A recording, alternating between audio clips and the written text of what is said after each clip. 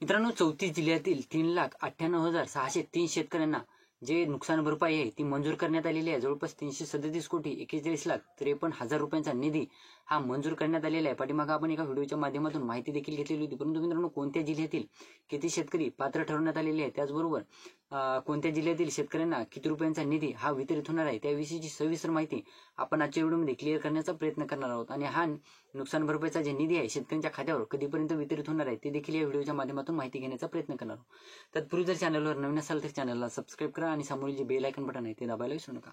तर नमस्कार मित्रांनो, मी राज स्वागत आहे कृषी मेनू चॅनलमध्ये। मित्रांनो, जवळपास एकंदरीत बघायचं झालं तर 34 जिल्ह्यातील जे शेतकरी पात्र ठरवण्यात आलेले आहेत फेब्रुवारी ते मे महिन्याच्या दरम्यान जे अवकाळी गारपीट झाली होती त्या अंतर्गत शेतकऱ्यांचं मोठ्या प्रमाणात नुकसान झालेलं होतं। त्यासाठी बरेच शेतकरी हे नुकसान भरपाईच्या प्रतीक्षेत होते। वारंवार नुकसान भरपाई लवकरात लवकर व्हावी असं शेतकऱ्यांना वाटत होतं।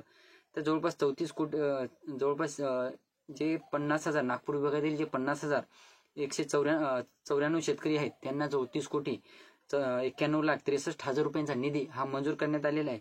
अमरावती जिल्ह्यातील 54,729 शेतकऱ्यांना 66,19,11,000 रुपयांचा निधी हा नुकसान भरपाईसाठी मंजूर करण्यात आलेला आहे।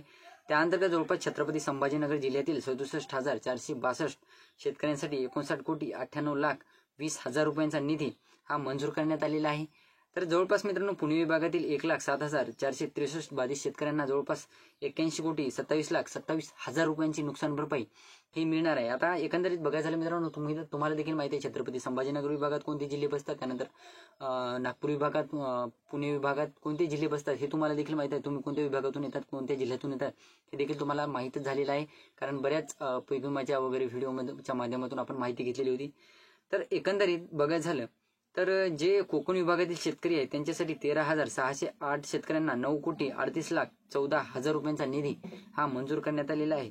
त्यानंतर मित्रांनो, नाशिक विभागातील शेतकऱ्यांसाठी 1,05,147 जे बाधित शेतकरी नुकसान भरपाईसाठी झालेले आहेत त्या शेतकऱ्यांसाठी 85,67,08,000 रुपयांचा निधी याची मान्यता देण्यात आलेली आहे। म्हणजे तुम्ही या विभागातून ज्या जिल्ह्यातून असाल त्या जिल्ह्यातील शेतकऱ्यांसाठी आता तुम्हाला वाटत असेल सरसकट वगैरे वाटप होईल, नाही मित्रांनो, काय ते 4-2 शेतकरी म्हणा ते शेतकरी पात्र ठरलेले आहेत त्याच शेतकऱ्यांच्या खात्यावर या अंतर्गत नुकसान भरपाई मंजूर करण्यात आलेली आहे। पाठीमागं मागणी होत होती की बाबा सरसकट नुकसान भरपाईची, परंतु मित्रांनो माणिकराव कोकाटे यांनी एक चुकीचं वक्तव्य केलं होतं की त्या अंतर्गत ते म्हणले होते की बाबा सरसकट नुकसान भरपाई द्यायला का आम्ही का ढेकळाचे पंचनामे वगैरे करावं का, असं काहीतरी त्यांनी म्हटलं होतं। तर मित्रांनो, जे पात्र ठरलेले आहेत शेतकरी अशाच शेतकऱ्यांच्या खात्यावर ही नुकसान भरपाई वितरित होणार आहे। जवळपास 337 कोटी रुपयांचा निधी हा मंजूर करण्यात आलेला आहे आणि GR निघत आहेत, GR निघत आहेत आणि ह्या GR हे कागदावरच निधी हे दिसत आहेत। शेतकऱ्यांच्या खात्यावर अद्यापही बरेच जे निधी आहेत ते सरकारकडे पेंडिंग आहेत, अद्यापही शेतकऱ्यांच्या खात्यावर हे निधी वितरित झालेले नाहीत। तर ही नुकसान भरपाई जवळपास वितरित होता दिवाळी भिडते की काय असा देखील प्रश्न आहे। तर ही होती छोटीशी माहिती। व्हिडिओ आवडला असेल तर लाईक करा, चॅनलला सबस्क्राईब करा आणि शेतकऱ्यांपर्यंत पोहोचण्याचा प्रयत्न करा। धन्यवाद।